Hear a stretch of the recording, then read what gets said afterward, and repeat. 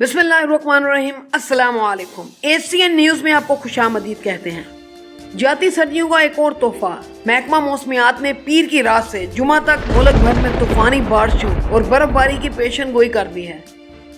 महकमा मौसमियात के मुताबिक मगरबी हवाओं का सिलसिला बलोचिस्तान से दाखिल होकर जनूबी पंजाब और सिंध में तूफानी बारिश बरसाएगा, जिससे फसलों को नुकसान पहुंचने का अंदेशा है। इसके अलावा शुमाली इलाका जात गलियात, नथिया गली और मरी में शदीद बर्फबारी से सड़कें बंद होने का खतरा भी मौजूद है, जिसकी वजह से महकमा मौसमियात ने तमाम मुतल्लिका इदारों को सूरत हाल से आगाह करते हुए अलर्ट रहने का हुक्म दे दिया है। मजीद अपडेट्स के लिए हमारे YouTube चैनल को सब्सक्राइब करें और बेल आइकन पर भी क्लिक करें।